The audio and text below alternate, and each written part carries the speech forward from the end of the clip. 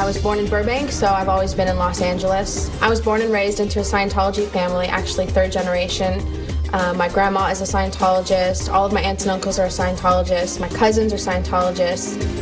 Scientology is an applied religious philosophy. It was started by a man named L. Ron Hubbard. According to the church, Scientology focuses on self-knowledge and self-help. Basically, in the beginning stages, there's like life improvement courses where you learn about communication, you learn how to get along with others, financial planning, very basic stuff, which is all great. A cornerstone of Scientology is their belief in reincarnation and that all beings are actually thetans. A thetan is a spirit. That's it. It's you without the physical mass of your body. And, you know, Scientologists believe that you're not a body. You're the thetan, and the thetan moves on into other bodies.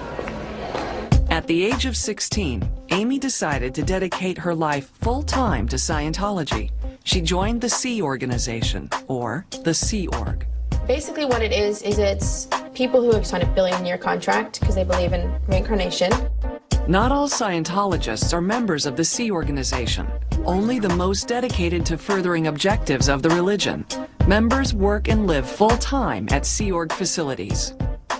When you first start, you really, truly believe you're on a crusade to save all of mankind. I so strongly wanted to help people. I was very quickly promoted up the ranks that I really started to realize something was off. Long hours and limited contact with people outside of the Sea Organization started to take its toll. You don't have an idea of what's going on in the real world. I don't have a cell phone, I don't have an internet, and I don't have TV. I'm an alien. You know what I mean? That dedicates its entire existence to furthering the church's objectives.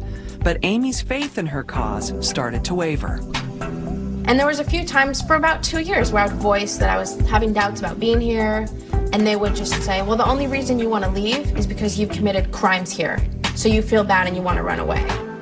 So I would, oh, you're right. And I convinced myself of that too. Like, if I want to leave, it's because I've done something wrong and it's my fault. And then you get all into your head, like, there must be something really wrong with me.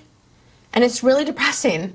Amy's performance as a supervisor suffered to the point where she was taken off her job and reassigned to a correction program.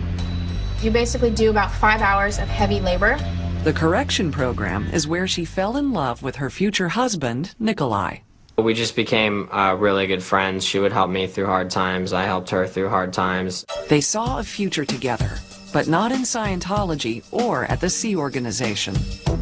One night, they slipped out and never looked back. It was the scariest thing I've ever done. I can tell you right now, leaving is the scariest thing I've ever done in my entire life. But even after she left the Sea Organization, Amy still wanted to remain in good standing with the church so she wouldn't be labeled a suppressive person, or an SP. A suppressive person is basically somebody who is bent on doing total destruction. They don't want any good to happen. When I left, I had no intention of being labeled a suppressive person. That's because Amy's entire family is still actively involved in Scientology, and it's against the rules for Scientologists to communicate with SPs. The couple was forced to make a choice. You see, Nikolai's family were all already declared suppressive people. So at that point it was like, well, you can either stop talking to Nikolai's parents or you can talk to Amy's parents. It was a grueling decision. In the end, Nikolai and Amy were both declared SPs for, among other things, publicly departing Scientology, interacting with other SPs, willful obstruction of church operations, and mutiny. They were both forced into a state of what Scientology refers to as disconnection. Disconnection is a policy whereby if someone is connected to somebody who is a suppressive person or doing something that is considered suppressive, they have to either handle them and handle it so they're not, antagonistic to the church anymore, or if the person won't handle, they're supposed to disconnect from them. And with that, Amy lost all connection with her family.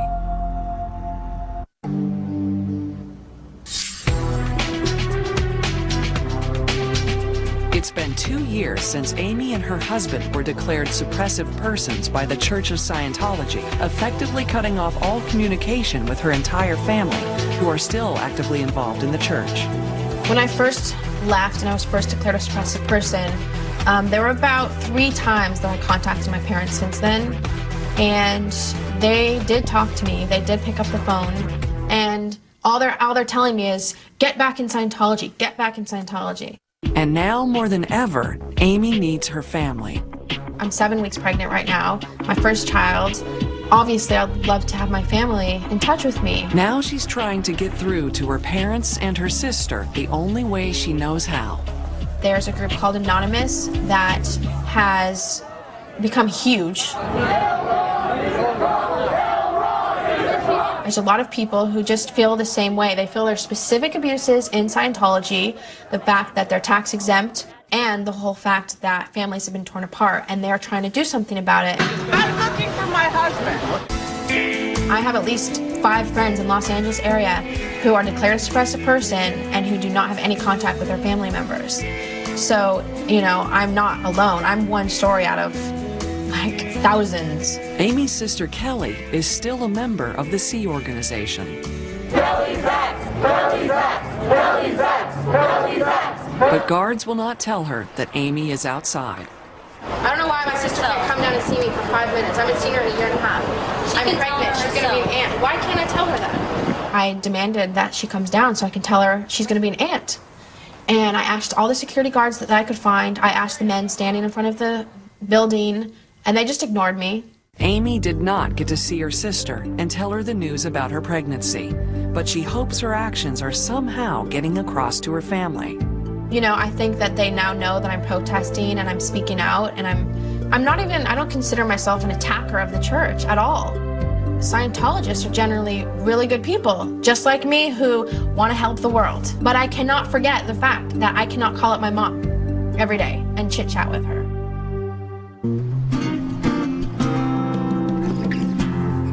Now, 2 years out of Scientology, Amy is enjoying the tasks of everyday life. Sometimes I get excited over the fact that I can just like walk out to a movie when I want to. I mean, that was never even a freedom I had. As of now, Amy's only family is Nikolai's family. They regularly visit with his grandparents. You're here, and that's the We're main here now. thing. Yeah. Forward. Fast forward. Amy also spends time with her friend Jenna Hill. She's also an ex-Scientologist and was in the church with Amy. I am 24 years old. My parents joined Scientology when I was 2 years old, so I was there from when I was 2 till I was 22. She was a member of the Sea Organization until she decided to leave. When I first left, I was just really scared because I thought that because I was leaving, something bad was going to happen to me, because leaving is like so horrible. Like they say, if you leave staff, you're a degraded being. Most of Jenna's family is still in the church. In fact, one of her uncles is the most powerful member of Scientology. My uncle is David Miscavige. He is the current leader of the church. His position is chairman of the board, Religious Technology Center. He's basically considered the leader. Which makes Jenna's stance against the church's disconnection policy especially bold. What do you think is going to happen with your sister?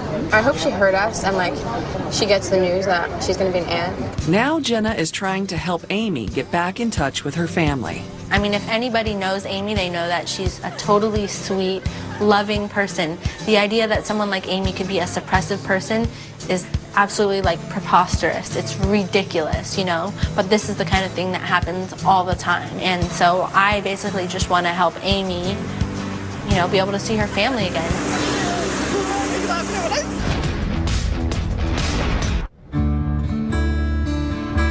It's been 2 years since Amy was declared a suppressive person by the Church of Scientology. Oh, these are bib. This is a bib. Now pregnant with her first child, she's not been able to share the good news with her family. I would really like to tell my family what happened to me. I would love to be able to tell them my whole story, everything that I was told about them when I was in, everything I was made to do, all the things that I wanted to tell them when I was in but couldn't. It's not clear if Amy will ever get the chance to tell them, since the rest of her family are still active members of the church. But if she had to do it all again, she wouldn't change a thing. I think I would have left even knowing I was never going to talk to my family again. Now she's looking forward to her future and starting her own family. When the baby's older, yeah, favorite people, favorite things. I feel like now I'm living my life for me. I'm doing the things I want to do. Nobody's telling me I can't do anything. I can talk to whoever I want to and not worry about, is someone going to find out about it? I just feel like I have complete control of everything I'm doing and complete freedom, and I've never felt it before, and it's really awesome.